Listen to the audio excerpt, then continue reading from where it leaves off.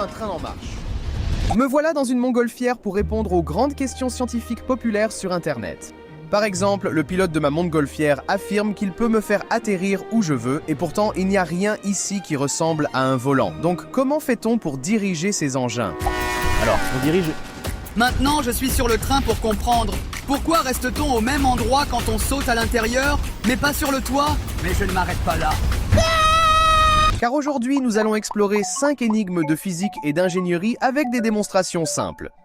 À la fin de cette vidéo, l'objectif est que vous compreniez pourquoi ce sont les bonnes réponses. Pour commencer, j'ai une énigme scientifique à laquelle la plupart des gens se trompent. Quel est le premier objet créé par l'homme à dépasser le mur du son? Autrement dit, un objet voyageant à plus de 1220 km/h dépasse le mur du son, créant un bang sonique. Alors, qu'en penses-tu? La plupart disent une balle ou une fusée, voire un avion à réaction. Mais cette technologie remonte à 5000 ans. Le premier objet humain à dépasser le mur du son est un fouet. Le son que vous venez d'entendre est littéralement un bang sonique. Au sommet du mouvement, le bout du fouet se déplace plus vite à plus de 1220 km/h. Si vous avez bien répondu, question bonus. C'est probablement la première fois que vous avez entendu un bang supersonique, non? Voici votre indice. Il est presque certain que tout le monde a la même réponse depuis des millions d'années. Exactement, c'est le tonnerre. En gros, la foudre chauffe l'air 5 fois plus que la surface du Soleil, provoquant une expansion rapide qui franchit le mur du son, créant ainsi un bang supersonique. Et si cette petite pépite a fait du bien à votre cerveau comme ça a fait au mien? Rends ça plus cool après. Yeah. Accrochez-vous, il en reste 6, avec le numéro 2. Avez-vous remarqué qu'en prenant des boissons dans une glacière, même avec la même quantité de liquide, le Coca normal coule, mais le Coca Light flotte? Pourquoi donc? Notre premier indice. Les objets moins denses, comme ce bouchon, flottent. Les plus denses, comme ce boulon, coulent. Mais cela ne vaut pas seulement pour des objets différents. C'est aussi vrai pour différents liquides. Comme pour la vinaigrette, où l'huile moins dense flotte sur le vinaigre plus dense. Et en comparant les étiquettes, une différence saute aux yeux. Le Coca classique contient plus de 3 cuillères à soupe de sucre, ce qui le rend plus dense que le Coca Light, qui a seulement un édulcorant artificiel. Cela signifie que celui-ci est un peu moins dense que l'eau, donc il flotte, tandis que celui-là est juste un peu plus dense, donc il coule. On peut passer au niveau supérieur. Ici, j'ai un mur rempli de 8 liquides domestiques, du miel, du liquide vaisselle, de l'huile pour bébé. Et ils se superposent naturellement avec une densité croissante vers le bas. Si nous jetons, disons, un tas de balles de golf, elles s'enfoncent comme une canette de coca à travers toutes les couches jusqu'à ce qu'elles atteignent une couche plus dense. Et les balles s'arrêtent alors de tomber et se reposent au-dessus de cette couche. Tu te moques de moi? Ce qui signifie qu'un objet différent peut se stabiliser sur chaque couche. Tant que vous y passez plus de temps que vous ne l'admettrez, génial. À tester plus d'objets que vous ne l'admettrez. C'est aléatoire, mais à la fin, le temps perdu se justifie quand le résultat est aussi cool.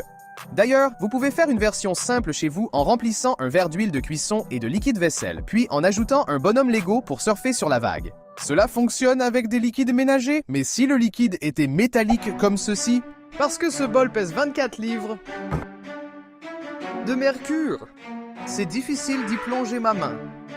Ce qui signifie que si je prends une vraie enclume en fonte, elle devrait flotter comme un Coca Light. Testons ça. Regardez ça. Je comprends la science derrière ça, mais c'est quand même déroutant. C'est de la vraie fonte. C'est lourd. Et pourtant, dans le mercure, ça flotte comme un bouchon. Allons flotter des enclumes.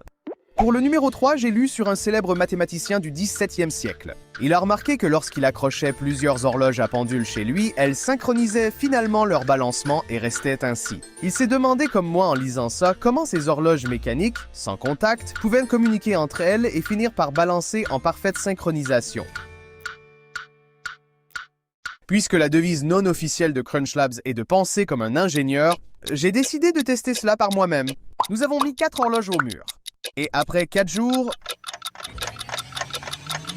rien ne s'est passé. Mais en pensant comme un ingénieur, on sait que ce n'est pas un échec, mais un indice. J'ai relu l'histoire et j'ai remarqué un détail important que j'avais manqué. Les horloges n'étaient pas accrochées au mur comme aujourd'hui. Il a été dit qu'ils étaient montés sur la même poutre en bois qui faisait partie du mur. Étant donné les méthodes de construction des années 1600, cette planche pouvait légèrement bouger. Et ce jeu est un détail très important. Voici ce que je veux dire. Si je balance ce pendule en forme de masse en étant debout sur un sol stable, alors c'est uniquement le pendule que vous voyez bouger. Mais si je suis sur un skateboard sans appui ferme, le pendule me pousse et me déplace aussi. Et maintenant, voici la partie folle. Parce que l'horloge est fermement attachée à la poutre, cette poutre agit un peu comme un skateboard. Ces pendules oscillants déplacent légèrement le mur. Ainsi, lorsque les horloges poussent légèrement et influencent la poutre, elles commencent aussi à s'influencer mutuellement. Donc, si une horloge est très décalée, ces petits ajustements l'alignent avec les autres. Après avoir découvert tout cela, nous avons pris ces 4 horloges et les avons fixées ensemble à une poutre attachée au mur avec un peu de jeu. Et cette fois, après 4 jours, encore une fois, rien ne s'est passé. C'était un indice, pas un échec. En fait, pour que cela fonctionne avec des horloges à pendule, il faut un rapport très précis entre la masse de l'horloge et celle du pendule, comme celui-ci. Je n'ai pas trouvé le pendule parfait, mais voici une façon d'observer ce phénomène avec 140 pendules sur une planche mobile. Allez, essayons. Un coup de main?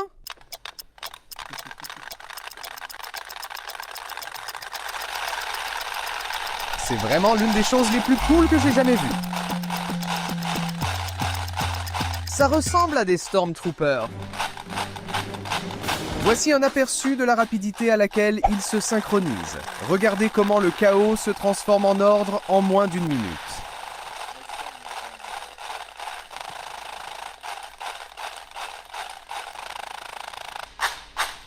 Comme vous voyez, bien que commencés au hasard, ces mouvements s'influencent en moins d'1 minute, comme les horloges il y a 400 ans chez le mathématicien.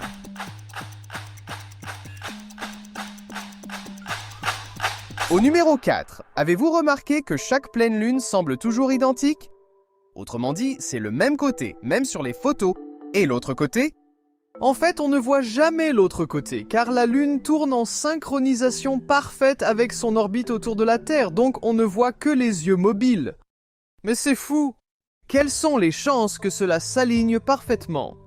On appelle ça verrouillage gravitationnel. Bien que cela semble improbable, c'est le cas pour presque toutes les autres planètes et leurs lunes de notre système solaire. Cette simple démonstration nous donnera le bon modèle mental. Si la Lune était parfaitement sphérique et équilibrée, elle tournerait ainsi, sans qu'un côté ne soit davantage aligné sur la Terre que l'autre. Mais la Lune n'est pas parfaitement sphérique. Avec le temps, cette traction gravitationnelle constante de la Terre l'a rendue légèrement oblongue. Ce que nous avons un peu exagéré ici. Mais maintenant, vous verrez que le centre de gravité de notre Lune ne s'aligne pas exactement avec l'axe de rotation. Peu importe comment je la fais tourner, le côté lourd de la Lune fait toujours face à la plus forte gravité, qui se trouve être le centre de la Terre. Devine quoi? Dans l'espace, la source de gravité la plus proche de la véritable Lune reste le centre de la Terre, ce qui signifie que la Lune réelle aura toujours le même côté tourné vers nous, exactement comme dans notre modèle. Cela signifie que chaque être vivant